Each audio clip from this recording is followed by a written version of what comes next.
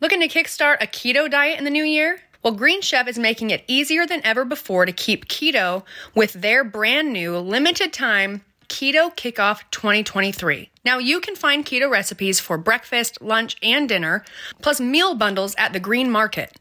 Keep keto the easy and delicious way. Green Chef is the #1 meal kit for eating well, with dinners that work for you, not the other way around. In 2023, help yourself to delicious, convenient recipes that support your healthy lifestyle and taste good too. Eat well in the new year without sacrificing taste. My favorite thing about Green Chef is that I get the best of both worlds. I love cooking, but sometimes I don't have all the time to go and prepare. Go to the grocery store, make sure I have everything that I need. Sometimes it's last minute. With Green Chef, you get the best of both worlds. Go to greenchef.com/reps60 and use the code REPS60 to get 60% off plus free shipping. Again, just go to greenchef.com/reps60 and use the code REPS60 to get 60% off plus free shipping. Green Chef, the #1 meal kit for eating well.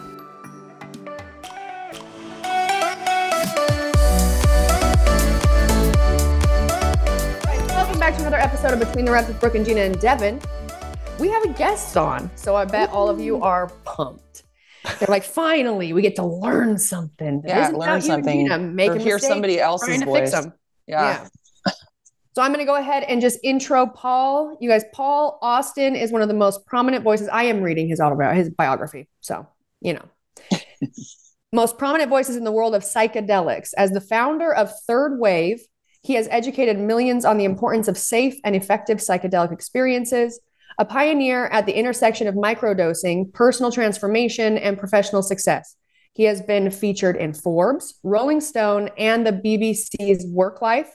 Paul helps others use microdosing as a tool for professional development and increased self-awareness by treating the use of psychedelics as a skill refined through mentorship and courageous exploration. And I will just finish with this, and then I'm going to let Paul just take the stage. I did microdosing. I didn't know what I was doing, right? I have friends that have done it. You didn't read the book. I didn't read the book. I was desperate. It was when I was going through my divorce, and I was very depressed for a couple of years. And the women on this podcast can attest to that, because when nothing else works, they were there. Drugs. Pick me up. Call it medicine. Okay, we call it medicine. I'm just kidding. Yeah, you're going to get many responses like that from Jeanna. So yeah, sorry. Be prepared to correct. But yeah, I didn't really know how to. I had no idea how to fix myself. It's like I think everyone here, I can't speak for you, Paul, has, I would imagine, since this is what you do, you probably have had some experiences on your own where it kind of pushed you to explore other options that are beneficial and profound and helping you actually change as a person and fix things, psychologically, the way you see things, how you understand things, or just big picture. And when I was going through a very hard time in my life, I was just desperate, and I didn't want to be put on an antidepressant. I didn't want to, in my mind, and I don't say this, if any of you guys are listening and you're like, well, I'm on an antidepressant, I'm not talking about for you. Okay. But for me, and my mindset was, because of Jeanna's help, I was able to understand that this was more situational, and there was no knowing of like when I would feel fixed. But I did know that it was extremely difficult to get out of bed every day and to do my job, which is being on camera and showing up for a lot of people. And I am not somebody who can fake it. I mean, when I'm going through something very difficult, it shows. I mean, I can't turn it off. If I'm not talking about it, I'm feeling it in my body. I'm just like my mom. Thanks, Mom. I feel stressed in every ounce of me. So I did have some success with it. I feel like I probably would have had even more if I would have read the book. And I didn't know about the book. I just went to the friends that I knew that were following, some sort of a practice like that was very medicinal, and it wasn't like a extracurricular, right? It wasn't for fun. It was was serving a purpose and having something in mind, like what am I trying to heal or understand from a different perspective. So you know what? I'm going to read the book. Read the book, you'll be able to master microdosing, right? That's the frame around it. Well, and I've always thought about it as like a skill, right? So you when you worked with microdosing initially, you were just sort of onboarding yourself into a new skill. It's like learning to cook or learning to do jujitsu or learning to do deadlifts or whatever. So when we first try that, it's weird. It doesn't go all that well. We might need some help and some support through that process. But then as we do it more, we get that advice and that support, then we can refine it, and then it becomes even way more effective than it was initially. Yeah, I do think that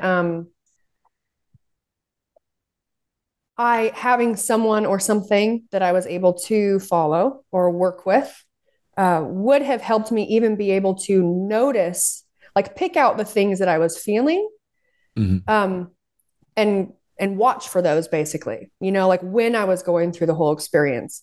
I think that probably would have helped me get through that, get through the shit, maybe even more effectively and maybe a little bit faster than I was able to do that. So I need to master it. Here we are, though. Here we are. It sounds like you came out on the other side, and well, I mean, was it beneficial? Was it helpful? Do you think you shifted and changed at all? Or oh yeah, yeah. I do believe in, just like at a molecular level, what is happening when you are going through something like that, when you are doing it with the right intention, right? It's such a, I don't know nearly anything about it, especially compared to you, but what I have experienced, or I do know for myself, or I feel like I've figured out along the way, I guess, is it is a powerful tool that can really help you. And I mean, as basic as it is, like just feel better, live better, and be better for everyone around you, whether that's at home, in romantic relationships, or at work. Maybe it's just in traffic, or like at the DMV. That's the best way to test it, right? Or TSA. The parts where the edges come out the most. It's like, how can we still soften? Yeah. I have a sister who had really crippling anxiety and panic attacks and all of that. And she was on I can't remember what she was on, but she's been microdosing for the last, I don't know, because you can explain it better, Paul, but I know it's you're not microdosing all the time. It's like a couple days on and then off and then that sort of thing. And then, so she's been off of her, whatever her medication was, since doing the microdosing. She's been great. She hasn't had any panic attacks or anything like that. But I think the misconception is that you're doing it all the time. Like she doesn't have to microdose every day. That's one of many misconceptions. I mean, even the very definition of microdosing has fluctuated, right? Some people would say, oh, you just take an amount that you don't feel anything at all. Whereas I would say, and the phrase that I've landed on is more like sub-intoxicating. So it's like you can navigate your everyday life, but you're not getting so high that you can't really, do anything or function, right? So it's sub-intoxicating. It's about 1/10 of a regular dose of a psychedelic. And so for LSD, that's anywhere from 5 to 20 micrograms. Psilocybin, it's anywhere from 100 to 250 milligrams. And kind of to your point, when people are coming into this, they're doing it for the first time, they're really looking for a protocol, right? And the metaphor that I use to describe it, it's like scaffolding. Because when we're building something new, we're building new habits, we're building a new way of being, that initial scaffolding is really helpful because it allows for a structure that we can sort of create off of. And so when people are coming into microdosing, it's really not helpful to microdose every day because the classic psychedelics have short-term tolerance. So if you take the same amount 2 days in a row, neurochemically, nothing's going to happen. So you need at least 48 hours between dose levels for it to continue to have the efficacy. And so the classic protocol is microdose on day 1, take day 2 off and feel some of the afterglow. Day 3 is back to baseline to totally reset. And then day 4, you microdose again. And so when we're microdosing twice a week, what I tell folks is this isn't you just take a microdose on day 1 and expect your whole entire life to be transformed. It's like going to the gym or meditating. You're not going to really see significant results until you do it consistently. And so what we tell folks is do it for a minimum of a month. right? Do it twice a week, and then pay attention to how you shift and change from day 1 to day 30, not just day 1 to day 2. And that trajectory is really important to allow for as part of the microdosing. Interesting. Yeah, I did not know that. This is actually the perfect time. Paul, will you talk about your book? I can talk about my book. I want to hear about it. Because I haven't read it, but I'm going to. Yeah, at one point, I'm sure. I'll tell a little bit of the origin story. I think that'll provide some context for the listeners, even like how I got into the space and, why did I write this book and, why do I think it's important and relevant. So I grew up in Michigan, West Michigan, traditional family, religious family. Morality was really determined by the church and by the law. And so when I got caught smoking weed when I was 16, my parents weren't so happy. And yet what I found is cannabis was really helpful for the social anxiety that I was dealing with at the time. I didn't really get why it was illegal anyway. I kind of started to look into some of the history and research at that point in time. This was back in 2005, 2006, so pre-legalization. And then a few years after that, through the same friend who introduced me to cannabis, I tried psilocybin mushrooms for the first time at a higher dose. And what I found in those early psychedelic experiences that I had when I was 19, they were just really like, they allowed me to love myself for who I was rather than feeling like all this shame and guilt that I had been raised with them. Because in more religious families and more religious structures, there's a sense of a lot of who we are has to be repressed, has to be tucked away, can't really be seen, can't really be heard. And I always felt like a black sheep. I felt like something was wrong with me. I felt like, why is it that I feel so kind of left out and ostracized in my community? And so when I had those early psychedelic experiences, and these were high doses, I came to understand that the problem wasn't me necessarily, but the problem was the community and the environment that I was within. And that I actually had the power and the capacity to change that by choosing to leave. And so when I was 21, I moved to Turkey, where I taught English for about a year. Yeah. Wow. I've always wanted to go to Turkey. Oh, it's beautiful. The people are incredible. The food's incredible. It's super hospitable. Awesome. All those sorts of things. And then I moved to Thailand soon after that and lived in Thailand for about a year, where I started my first business. And then I was living in Budapest in 2015 and was taking LSD with a few friends, higher dose. And we were sort of like reflecting on kind of where the movement was going and what was happening. And we sort of thought, to address some of the issues that had happened in the 60s. So there was the counterculture and everyone was taking a lot of acid, and, it got a pretty bad reputation as a result of that. We thought we really needed to rebrand psychedelics, not as these sort of playthings of hippies and the counterculture, but as phenomenal tools for personal development, for awareness, for healing, for growth. And kind of what I thought about at the time is microdosing is the best way to do that, because a lot of people don't necessarily want to take 5 grams of mushrooms or a bunch of acid or go drink ayahuasca and totally lose it, right? It's like too overwhelming. It's too intimidating.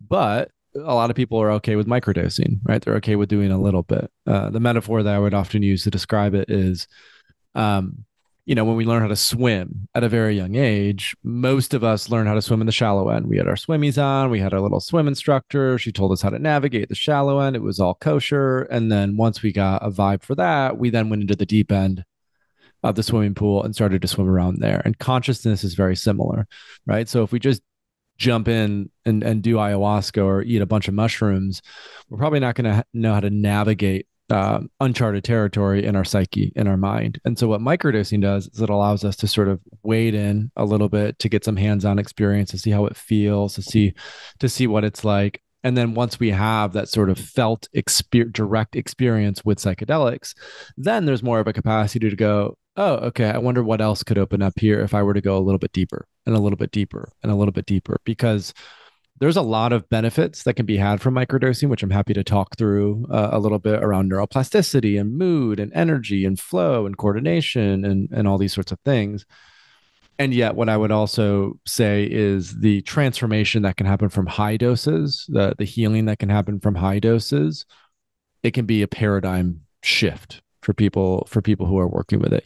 There's a lot of clinical research coming out right now, where MDMA, which is commonly known as ecstasy, is being used to treat complex PTSD. It's I think twice, if not 3 times, as effective as normal treatments, right? And so we have over 20 veterans committing suicide every day. And so how can MDMA be a great healing modality for that? Psilocybin, which is the active ingredient in magic mushrooms, is going to be approved for treatment-resistant depression, right, and major depressive disorder. So although Prozac and Zoloft have been around for 40 years, what we've found now with research is they're actually no more effective than placebo. So they can be useful for maybe the first 3 months, but then after that, the efficacy wanes because they numb us, right? And so the numbing can be helpful for a short time, but what psilocybin does is it gets into the core root of the trauma or the issue. It's a catharsis, and it heals it. So as a result of that, Oregon has legalized psilocybin, in Colorado in the recent election legalized psilocybin. So these high doses are great. And like I said before, if someone is coming into this brand new and, they're worried about a bad trip, or they're worried about a challenging experience, or they're worried about, just going into those deep realms, what I tell them is start low and go slow. Start with a microdose, do a microdosing protocol for 30 days, for 60 days, for 90 days. Just see how it feels, see what it's like, start to meet other people, find a coach, find a mentor, find someone who has sort of gone through this before that can help to guide you, and look at it not as a pill, right? I think we're too obsessed with pill culture in America, right? If I take this thing, it'll fix me. If I just take Prozac or Zoloft or a benzo or whatever, then I'll be fixed. I'll be better. And what we're finding is it can be helpful, but what we really need to look at it is not as a pill, but as a skill, right? Where psychedelics are an opener, a microdosing is a catalyst, but the change is actually happen when you show up for yourself, when you commit to new practices, when you commit to going to the gym every day, when you commit to a meditation practice, when you commit to cutting out, refined grains or sugar or whatever it is. And that in itself, those lifestyle changes are what matters most.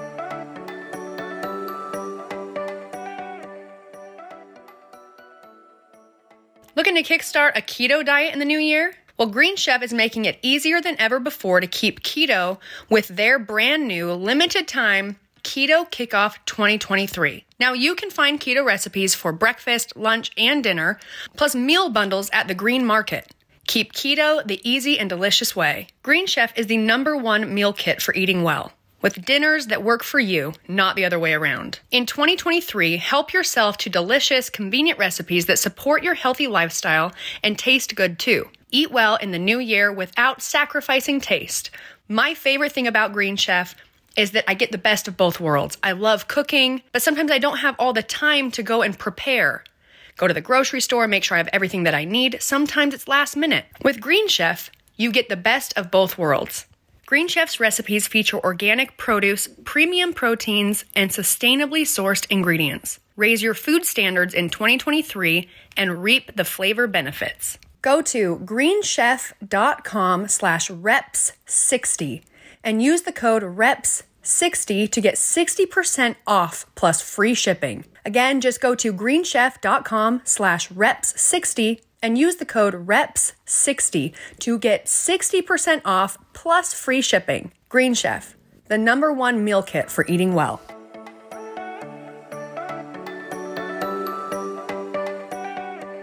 You said it perfectly. I know, yeah. I'm like, keep going. Keep going. Well, just because it was funny, my sister, the one who has done microdosing, she had a mushroom party at her house just this last weekend. Oh, interesting. And so this woman came, she has like the chocolates and like all these like different things. And it was it's like how women used to it's like a Tupperware party with mushrooms. Yeah. But with mushrooms. It was. And it was really cool. And like, everybody started with like, you had like you set your intention and you had like, she put it in like lemonade or something.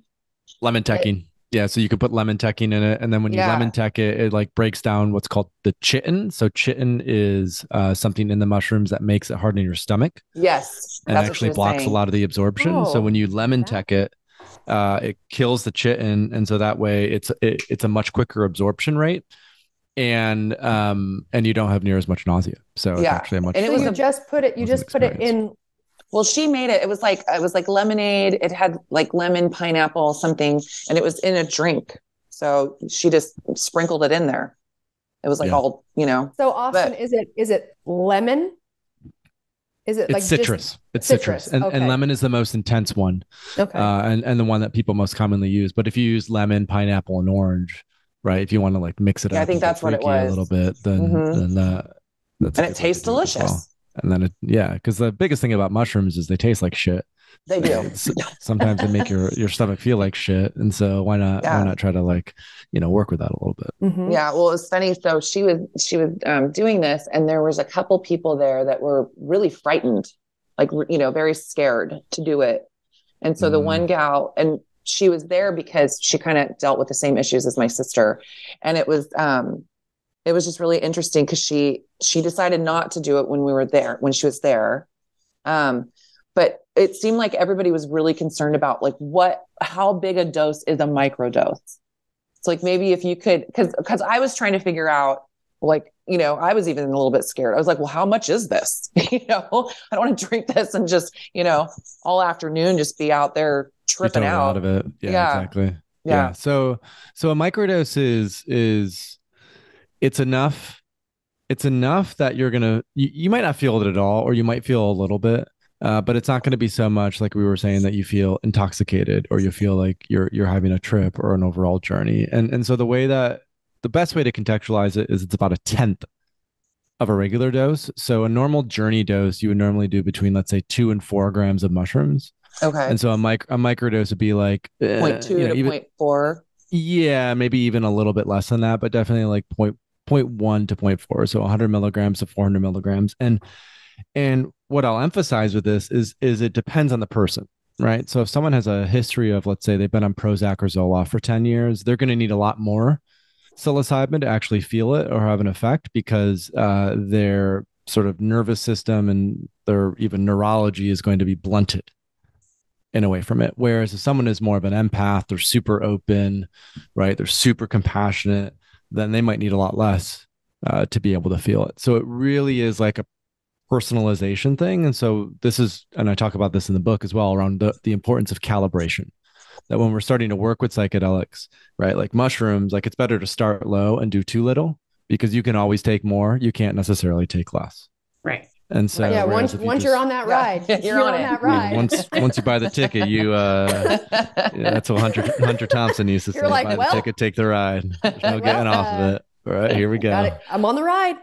Yeah, can't stop it. Better make the best of it, because I can't get off. Exactly. And the great thing about mushrooms is they're shorter lasting than LSD. So the two most common substances, I'll talk through this a little bit. The two most common substances that people microdose with are psilocybin mushrooms, which last about 4 to 6 hours, and they're much more serotonergic. So a lot more serotonin is being produced with the psilocybin, and serotonin is tied to presence, contentment, like meditation, feeling good, all these sorts of things. Whereas LSD, which is the other common substance that people microdose with, LSD is usually around 10 micrograms. So a normal dose to be 100 micrograms. LSD microdose is about 10. And LSD is about 12 hours in length. So it's about twice as long as psilocybin. It's a commitment. It's much more dopaminergic. So there's a lot more dopamine. So LSD is actually much better for like creativity. I used to, when I started microdosing in Thailand many years ago, I would take it and go do CrossFit, because it really helps with energy, right? It really helps with stamina. It really helps with working through fatigue. I have heard that. I had a friend that did like a 100, I don't know if he did the 100-mile or like a 50-mile, but run like an ultra, like a race, up in Bryce Canyon, and he microdosed on that. And kind of talk. Yeah, for that, like 20 micrograms would be perfect. You want to, maybe even a little bit more than a microdose, because there's so much energy that's coming through. So oftentimes when I'm microdosing acid or even doing higher doses of acid, I go hike, up a mountain and like for 10 miles, because there's so much energy coming through that I sort of need that outlet for it. So a lot of people are like, kind of the way to contextualize it is, if you're interested in doing things that are more extroverted, you know, being outside, moving, creating, writing, talking, LSD is really great for that, microdoses of LSD. Whereas if you're interested in doing something that's more like meditative, more, you know, maybe therapy, it's more kind of like internal, kind of working through things in the body or the inner psyche, I find that psilocybin is much better for that. So people often then use psilocybin microdoses to maybe wean off Prozac or wean off Zoloft, whereas people are using LSD more so to get off Adderall or Ritalin because it's kind of like from a psychopharmacological perspective, LSD is more similar to Adderall and Ritalin, and psilocybin is more similar to Prozac and Zoloft. Well, that makes a lot of sense. And I think a lot of people. You might not even need to read the book, Brooke. I mean, you might just get everything. Might keep going. Keep going right here. Going, yeah, Paul. exactly. Now, would you follow the same structure of a schedule if you were microdosing with acid versus? Would you follow the same structure as 1 and then? This is a good question. 2 days off and then day 4 do it and then 2 days off. So, do you know who Paul Stamets is? Oh yes, I actually. His podcast, I've actually sent this podcast. I've probably listened to it like 2 or 3 times. If you guys have not listened to the podcast of Paul Stamets on Joe Rogan, and there's probably many other ones that are worth going and listening to, but that was when I was introduced to him. His story it blew my mind. Like that podcast was the catapult for me to understand just the world of mushrooms, and lots of them and all of their medicinal qualities and really the importance of paying attention to that. It also overwhelmed me because when I started kind of looking into it, first thought is like which ones am I supposed to take? Turkey tail? You know, I was taking lion's mane. I ordered that when I had a cervical fusion, so I've got nerve damage, and I ordered it from Stamets' website, the lion's mane, and I was dosing with that because of the properties for neurological rebuilding and working with that system. But he is a very incredible guy. Oh, and I just had him on. I have a podcast myself called the Psychedelic Podcast, and I just had him on. We just published my episode with him a few weeks ago. So if you want to go deeper into microdosing, even, or if any listeners want to go into it, that's a phenomenal episode because we talk a lot about some of the research that's coming out, and Paul is actually bringing. So he has something called the Stamets stack, which is combining lion's mane, which is a medicinal mushroom which helps with neuroplasticity and neurogenesis, with niacin, which is a B vitamin, with psilocybin. And he says the combination of those 3 is actually, it's kind of like 1 + 1 + 1 = 5. There's sort of a synergistic effect between those. So he's actually bringing it through clinical trials. He's patented it and is bringing it through to get it legalized. It'll probably take 4, 5, 6 years, but that's his current process and what he's working on. And what Stamets pioneered in the microdosing space is he talked about how his protocol is 4 days on, 3 days off, right? So microdosing with psilocybin, using his stack 4 days straight, taking 3 days off to totally reset the nervous system and reset the neurology, and then doing 4 days again. And the reason he recommends that is because his intention behind the Stamets stack and behind microdosing is much more as a supplement, right? So he's really looking at, just like we consistently take fish oil, or just like we take a probiotic, or just like we take creatine, there's sort of a front loading that's happening when we're working with microdoses of psilocybin. And because it's somewhat intense, more so than just fish oil, it's helpful to have, breaks built in so we can kind of reset and come back to it. And so that's really great for psilocybin.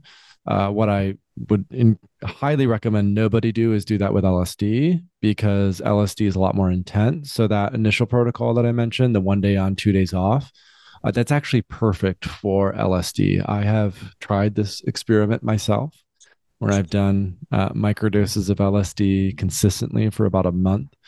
And what happens is I've never had any sort of quote unquote deep mental health issues. I mean, I've gone through some shit, but I've never been clinically depressed or anxious or anything like that.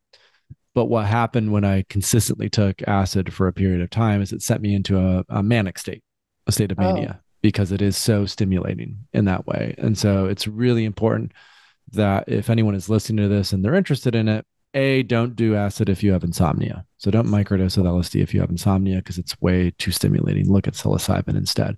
But then B, do it maximum twice a week, like, and don't do it more than twice a week. And, like, if you do it for 2 months, twice a week, great, but definitely have like a buffer built in, like take a month off after that to help your neurology reset and your nervous system reset, because there is short-term tolerance, like I mentioned, like 48-hour time window, you don't really feel it, but there's also a long-term tolerance buildup, just like with caffeine and just like with, some of these other things where, I'm a coffee fiend. You start with a cup and then you have 2 cups and then, you want a little bit more of it, eat more of it. And then of course you stop and you have the withdrawals. Thankfully, and I'll emphasize this to circle back to the beginning, microdosing and psychedelics are not addictive. Right. And so this is why people are switching to them from Prozac and Zoloft and Adderall and Ritalin or benzodiazepines, because when we get off of those psychiatric medications, there are significant withdrawal symptoms that can sometimes be life-threatening, especially with benzodiazepines. Psychedelics, you don't have any of that. They're actually anti-addictive. So clinical trials have shown they're incredibly efficacious at healing addiction issues, nicotine, healing alcoholism, even. And so I think it's really important that people also know that going into microdosing, that there's no chance of physiological dependency. There is a chance of psychological dependency, right? So, I'm taking this pill, it's helping me feel better. Well, I'm just going to keep taking it because it's going to continue to help me feel better. And so the sort of way to contextualize that, and what I always remind people, is the power is always within you. You have the agency, you have the choice, you have the capacity. It's not coming from something outside of you that's opening up your awareness, but it's not the thing itself. And I think that's also important to emphasize in sort of the microdosing conversation. I guess we need to be thankful for all the pioneers that went out there to try to figure out the dosing. The guinea pigs. All the guinea pigs. It was fun most of the time. There are a few detours or wrong left turns. But, Did you ever have a time where you're like in the middle of it and you're like, oh, this was wrong. Oh man. Took too much. I think I may have pushed the envelope a little too much, a little too soon, but here I am, so we're going to get through it. I was at a conference about a year ago, and oftentimes I take a little bit of acid before I go on stage, just as a way to like kind of rev the engines, and it helps me with articulation and kind of confidence and extroversion, right? But I took too much. Oh, no. And so, I'm about to go on stage in front of about 1,000 people. And I'm like, I gotta breathe through this. Gotta breathe through this, regulate the nervous system. A little box breathing. Box breathing goes a long way if you take a little bit too much. That's what I found. When I was in the middle of, microdosing, and so I'll tell you what I was told, right? So like I had mushrooms, I had ground them all up, and then I packed them into capsules. And the friend of mine who did this all the time, he kind of told me like, you're never, when it's all ground up and you put it in, like sometimes you might get parts of the mushroom that's a little bit more potent than other times. Right. But I always was taken I'd fill up like 1/2 of the capsule. They were never completely full, but again, they all were filled pretty much the same. But I was getting ready to leave my house and I was heading to the gym or going somewhere. And I remember I was letting my dog out to the bathroom and I was out in my front yard. I was sitting there and I'm looking around and my dog's going pee. And I thought to myself like, I think the earth's kind of breathing. And I thought to myself, I was like, oh shit. Like I may have, may have been they've overdone it in there. It didn't like get anything more than that. But I just, I felt like anyone who hasn't microdosed or experienced that, one thing that on top of helping heal things like trauma or things you're trying to work through, man, it is really cool to experience nature truly being alive, because we know it's alive, right? But like even just that experience of like being outside and the sun shining. Well, the sun's shining, but it just feels brighter, right? And everything's got like a sparkle. Yeah. Right? Like it feels special in a way. So, but yeah, that was the one time that I was like, I went outside and I was like, oh, and I thought that and I go, oh no. Is this as much as it's going to be, or am I like, should I stay home? Did you stay home, or did you? No, I went out. You breathed through it, and I breathed through it. And you had your moment, and then went about your day. Yeah, it's important. Yep. Yeah. I wonder. Oh, sorry. Go ahead. Jan. No, go ahead. Oh, I was going to say, I wonder how. I'm curious how the pharmaceutical companies feel about this, because I feel like it's something that is so much, less expensive. I'd imagine they don't like it. I would imagine that they don't like it very much. But, it's they deserve to be bitch slapped. So, yeah.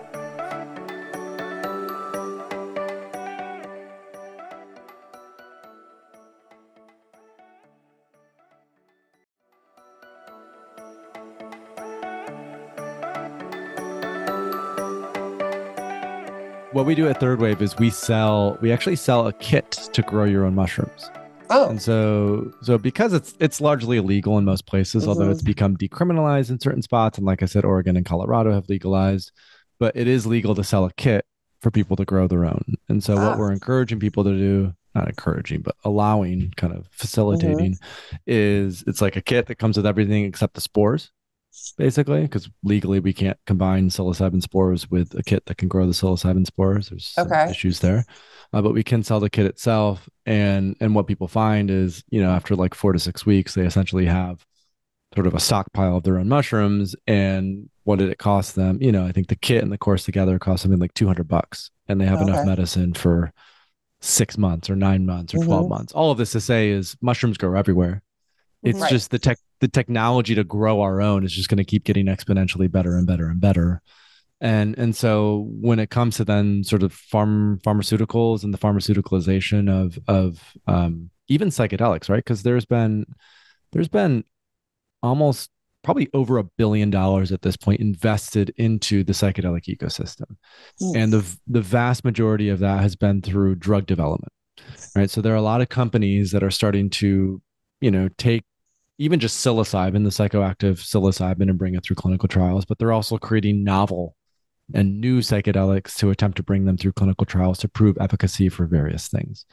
And the core kind of one of the core differences between the classic pharmaceutical medications for this case, let's just say like Prozac and Zoloft, and even things that help with PTSD, is they often blunt our response to what is going on. They numb us from it, which minimizes symptoms in the short term, but ends up leading to a lot more complications and issues in the long term.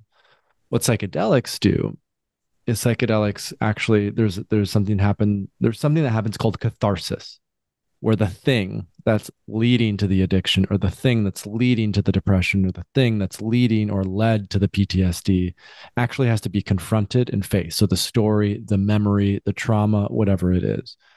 And by confronting it, it actually transforms and can be integrated. Now, this is not easy. This can be very difficult. There's a lot of anger and sadness and grief, and it's what we call shadow work, so to say. But it's in that confrontation where we essentially face our demons that allows for us to be sort of healed and transformed through that process. And high doses do that very well. That's also feasible to do on lower doses, and microdosing is just not as confrontational. All of this to say is, the pharmaceutical industry for benzodiazepines, for Adderall and Ritalin, for Prozac and Zoloft, it is built on a model of taking it for the rest of your life. Right. And what psychedelics do is they interrupt that model so you can actually heal the root cause and not be dependent on a pharmaceutical company to actually get better. So it empowers, it creates agency. And so I think, pharmaceutical companies, to frame this, I think the biggest psychedelic company right now that's doing biotech and drug development, they have like a market cap of maybe $1 billion. It might not even be that. Total, all the companies might have a total market cap of $3 billion. I forget the latest number, but like the market cap of Merck and, Pfizer and Moderna, it's going to be in the hundreds of billions of dollars. After the oil and gas industry, the pharmaceutical industry is the second biggest industry in the world. In other words, they're just, it's almost like right now, psychedelics are kind of like that annoying gnat that just keeps coming around. but they're not really doing much at this point in time to actively try to dissuade squash it. Yeah. No, a lot of the issues to getting past prohibition is more just the ignorance of policymakers, and with that being said, there's no doubt that my sense more than anything, it's kind of like what's going to happen in the psychedelic landscape is it's really grassroots. So like we saw Oregon legalize, Colorado legalize. There's a lot of places decriminalizing. It's just going to help more and more people, and it's going to kind of spread its tendrils to the point where I think over 10 years, the pharmaceutical companies are going to see Prozac, Zoloft, benzos, all these sort of typical psychiatric medications just start to dip. Yeah. And then before they really know what happened, my sense is psychedelics will be the thing that most people actually end up using. And not necessarily just like these, taking 5 grams of mushrooms, but my bet is that microdoses, right? Different, like you were saying, Brooke, you looked into lion's mane and turkey tail. My sense is microdoses with other herbs, so adaptogens and functional mushrooms and, various other things could actually replace a lot of these psychiatric medications in the next 10, 15 years because they're more efficacious, because they're not nearly as addictive, if addictive at all, because they're a lot cheaper. I just sense that that's kind of how that's my optimistic hope. Yeah. That's how things will unfold. Well, I find it interesting too. And I think it's mostly, I don't even know if it's like an age thing, but a lot of people that are, closer to my age, like I'm in my 50s. So like, 40s, 50s, it is thought of as, it's interesting. Like somebody would take, Advil every day or something like that. And then, but this is drugs. I think it's, you know what I mean? It's like that. So ingrained, right. And has been for how long that maybe that's why the pharmaceutical companies also are just like, meh. Right. Like majority of people, like we're making our money, like it's doing its job. There needs to be a shift, a paradigm shift, a mental shift and I've had this conversation just when people, with like competing, they're like, they want to have the conversation about steroids and Liver King. Did you see Liver King? Liver King. Oh yeah. Yes. Motherfucker. But just like in the topic of like just steroid, right? Is so many people will just even just like drugs, right? Like, oh, it's a drug. It's like, well, you're putting so many things, like so many different things under one label. And that's just not the best way to do it because it's not the same. Well, there's just a lack of nuance, right? Yeah. Like, and this is what I tell folks, like psilocybin is significantly different than heroin. Yes. Right. Yeah. Right. And, are you sure? And like psilocybin is also very different than alcohol. Right. Yes. And alcohol is legal, and part of the reason alcohol is legal is because we've been using it for so long. It's very normal. It's very normalized in a way. But we also look at tobacco and nicotine, right? Like tobacco and nicotine are actually much more harmful than psilocybin and even LSD. There was this guy, his name is David Nutt with 2 T's. And David was he was in the cabinet in the UK. He was like the UK Home Minister. This was in 2010. And he gave a presentation to the parliament or the government at the time and essentially said, riding horses is more dangerous than taking ecstasy, taking MDMA. So we should obviously make either we need to make riding horses illegal or we need to, end prohibition and legalize these drugs. He was promptly fired immediately after making that point. Oh yeah. And so he came out with this thing this was in the Economist, maybe a decade ago, where he compared all these different drugs, right? All these different things, both legal and illegal. And what he found is LSD and psilocybin mushrooms were the 2 least dangerous drugs out of all of the drugs that we use, including tobacco, including alcohol, including, obviously heroin, cocaine, and that our policies are not indicative of science. Our policies are indicative of propaganda and fear and profits. And profit. Exactly. That's exactly what, the issue is. You can grow your own mushrooms. You can grow your own weed. So they can't capitalize on it when you're able to grow your own. Whereas you can't grow your own Prozac. So Well, they're making honestly, money. Not yet. honestly, I kind of feel like Maybe 3D print it at some point. Right. Yeah, right. Everyone has to have their own 3D printer. Right. But just like a thought or a theory, I guess, is for people that are using, going through the process of doing something like microdosing, taking control, right, of their body and like working toward consistently having control of their mind and their emotions and all these things. Man, that just sounds like a lot of really powerful people. To be honest, I mean, exactly. In a government where we're governed the way we are, why would they want a bunch of people that are thinking for themselves and happy all the time and working with each other and not having problems? And there's like way less conflict because you're just living cohesively. They can't, there's no need for people to tell us what we can and cannot do if we already are like just making the best decisions possible. And this gets into why psychedelics have been sort of on and off prohibited, demonized, demonized for thousands of years, because they're essentially in many ways a direct conduit to something greater, right? So in traditional religion, right, in Mormonism we have bishops, in Christianity there's priests, and in Islam there's imams. So there's always a person whose job it is to sort of have that connection and that relationship and then communicate what's coming through. And what psychedelics do is they just rip that off and they say, no, you can actually have this direct experience with something greater than yourself. Yeah. And so it's the reason why, like back in ancient Greece, they were working with psychedelics. They had these things called the Eleusinian mysteries, where every year, like Plato and Aristotle went to these things. All of the major thinkers went to these things.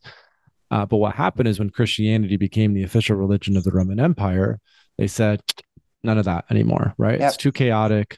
Sort of this what's called gnosis, right? This direct connection to God, to source. We can't have that, right? It has to be because you can't control people that way. You can't control people, and people can be free to create and to do as they want. And so it kind of gets back into even everything now. And I don't want to bring up the C word at this point in time, but everything we just went through for the past 2.5 years is indicative of this sort of, let's say, agenda around control and dumbing things down. Our food supply is indicative of this, where it's like, the population is bigger than it's ever been before, but a lot of like the matrix from a metaphorical perspective was pretty on point in terms of a lot of people are now just sort of they're parasites for this larger machine, more or less, right? And so what psychedelics remind us of is that we are not machines, right? That we actually, have this connection to something that is mysterious and ethereal and sort of unknown. And that actually cultivating that connection is the best thing that we can do as an individual to sort of stand up to the sort of shit show that we currently find ourselves in. Yep. I love how you've said that. I do too. I do too, because so well. It's well, to me, it's like, it's sad that it's not, I guess, not kosher, but like it's too taboo to be able to have this like very okay, normal, progressive and positive conversation.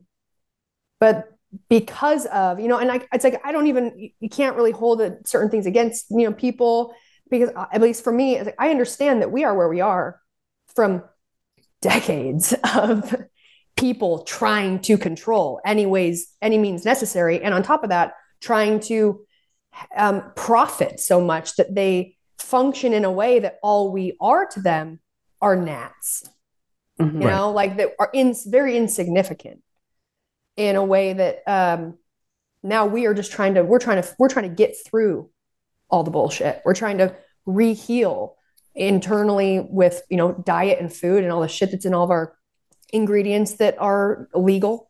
And then on top of that, trying to heal our mind, because whether people realize it or not, we have been through trauma. Even if you personally don't feel like you've been through trauma, we're all going through trauma. Right. That we just don't realize is trauma because it's deemed as, normal because it's a part of a bigger agenda. And that can be the case in many different, instances, within your own small community in your business, in your office, or at home, or, you know what I mean? Well, it's, I know what you mean. the You know word what I that I mean? wrote down is like it's extractive, right? So the whole point of it is to extract energy from kind of a lot of the people, and if we can extract energy, then it, you know, income inequality goes up and people get wealthier. But we're all sick and we're wondering why, you know, there's poison in our food and you know, all this stuff. So and this is what inspired me to do all the psychedelic stuff many years ago to start with, is because I like, you know, I started around the same time I got into psychedelics, I was doing CrossFit and I was doing paleo, and I was sort of looking into kind of food systems and where our food comes from. And, you know, I kind of got deep into the beast of the belly, and I was like, oh, this is all so fucked up. Yep. It is. There's no other way to put it.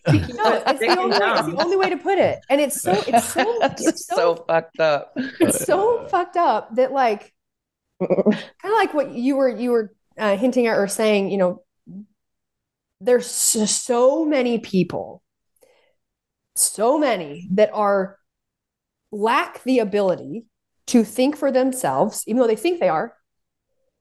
So much so that no one really has to do much.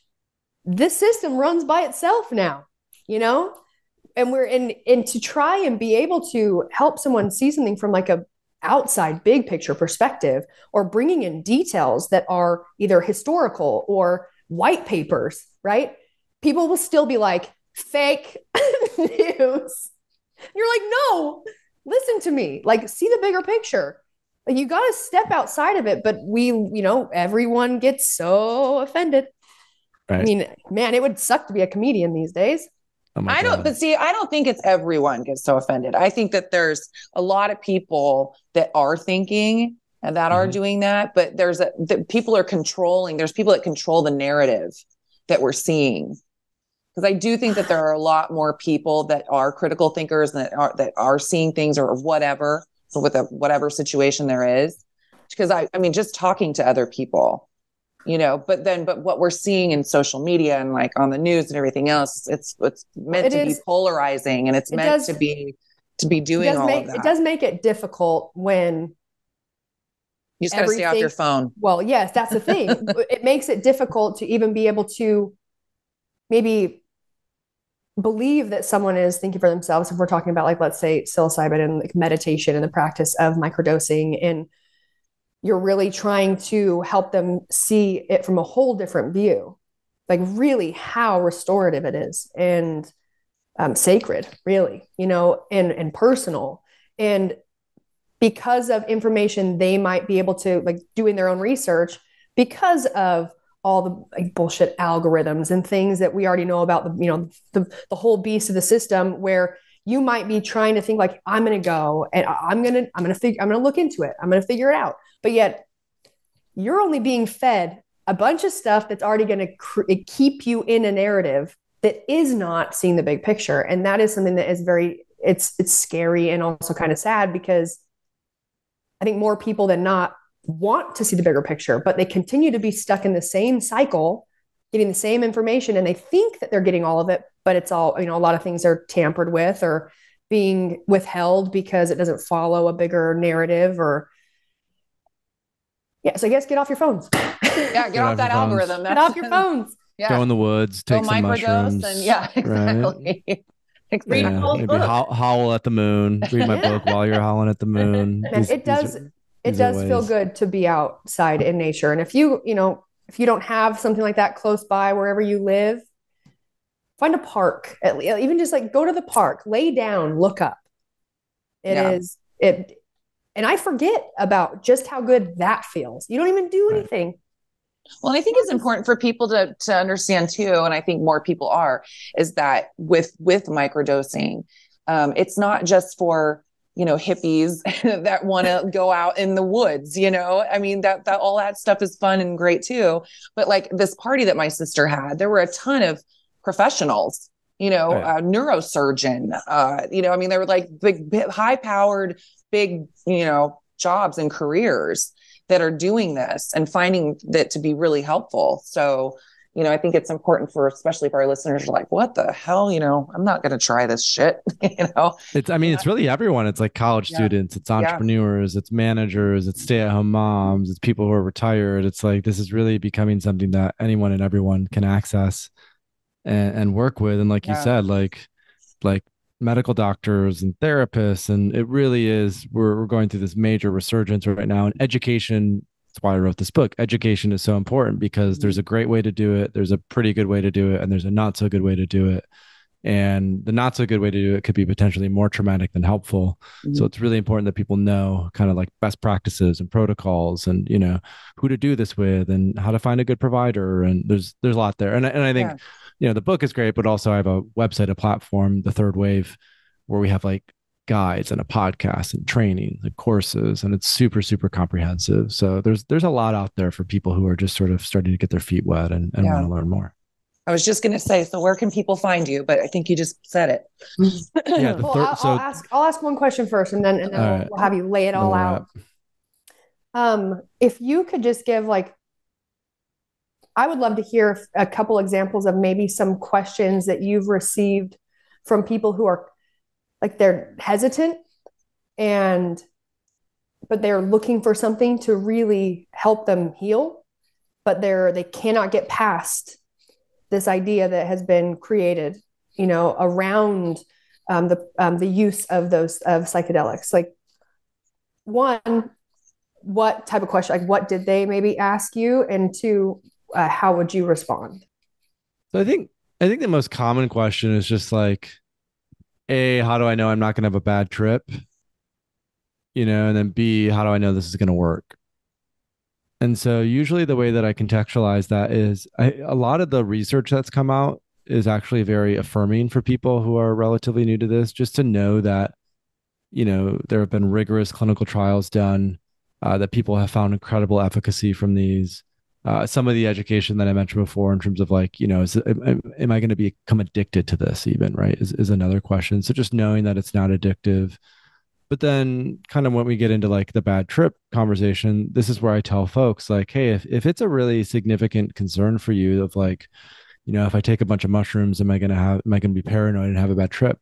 That's why microdosing is such a beautiful way to start, because you can start at these lower dose levels. You can sort of feel into it. You can slightly increase as you want. And then when you kind of get a lay of the land and you have a sense of what's happening and what's going on, then you can choose if you want to do a higher dose with a coach and a guide. Because that's the other kind of final point that I'll make is, when we're microdosing, a lot of people are just doing that on their own, which is fine. And it's why I wrote this book, because we can navigate it without necessarily needing to hire like a guide who's there for us every time. But if someone is really considering, like they have treatment resistant depression, or they have PTSD, or they've heard about psychedelics and they're interested in doing like a journey dose, what I always tell people is find like a qualified professional. So even on Third Wave, our website, we have a listing of a bunch of providers, clinics, retreats, therapists, and coaches that you can link up with, who can help you navigate an experience that may be at times difficult and challenging. But the way that I frame it, it's like CrossFit or weightlifting, right? Like when you're going in, like in the moment, it might be challenging and difficult and kick your ass. But when you come out on the other side, you're so grateful that you did it, because the benefits and the transformation are 100% worth it. Said it perfect. Yeah. Okay, now Paul, you can tell us where we can find kind of where to go. People. Yes. So the book is called Mastering Microdosing. It's on Amazon. We have Kindle, paperback, hardcover. So I would love for the listeners to check that out.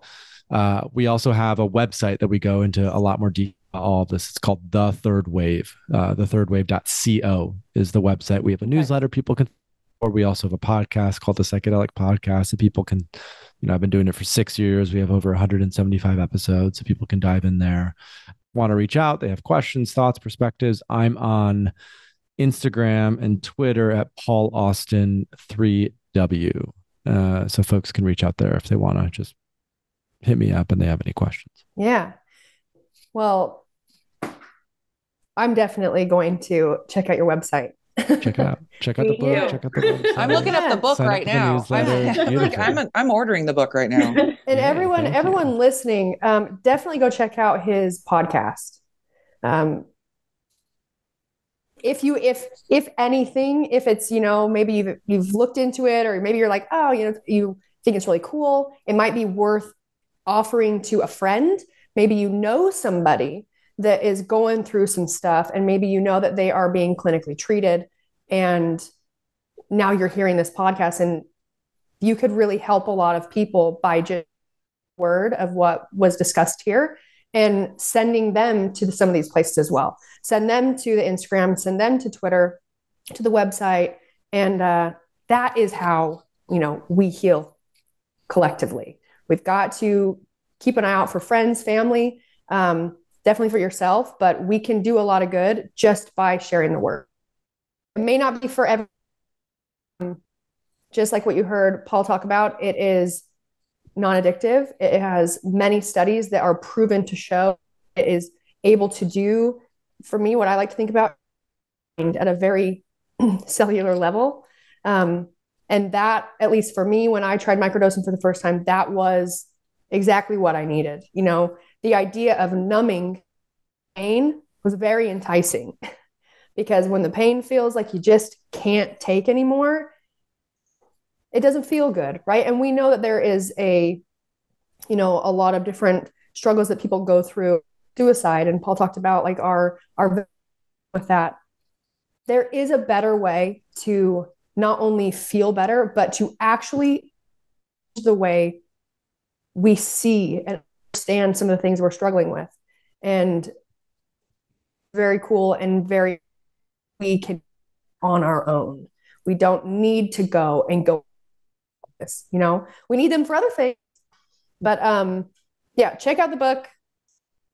Coming on, I was very excited to hear all of it. And I think your connection's weird. Mine? Are you guys seeing that? I can hear. Well. Maybe it's me. Have you got a new laptop yet? Because that is literally a dinosaur. Well, I'm a dinosaur. It makes sense. Not. Anyways, it could be me. I'm getting my book on the 27th. Yes. Hey. That's so great. Thank you. I'm going to master this microdosing. There you go. On the path. All right. Well, this has been fun. Thanks for having me on. Very fun. Check out the book. So much. Check out the website, and check out the podcast. You're so much cooler than us. You are. So much cooler. Yeah, way cooler. Not at all. All right. Nice to meet you, Paul. Thank you, Paul. So nice to meet you. Bye-bye. Bye. See ya. Bye. All right. You want to sign off? All right, you guys. I'm ordering me a kit. Oh, right? I'm getting me a kit. Get me a kit. I don't know if you heard Steven bust in, but my bathroom is leaking again through the ceiling in my dining room. Oh, no, God. what the fuck? Oh my God. Okay, you need to go deal with that. That's the universe telling you it's time to move to Utah. Can I move? In that case, you guys, you heard Devon. Shit's getting wild at her house, and she's gotta go. She's gotta find somebody. We gotta call somebody. Thanks for listening to another episode of Between the Reps. Don't forget to rate, review, subscribe. 5-star rating, 5-star warning. And we'll talk to you next time. What's she doing?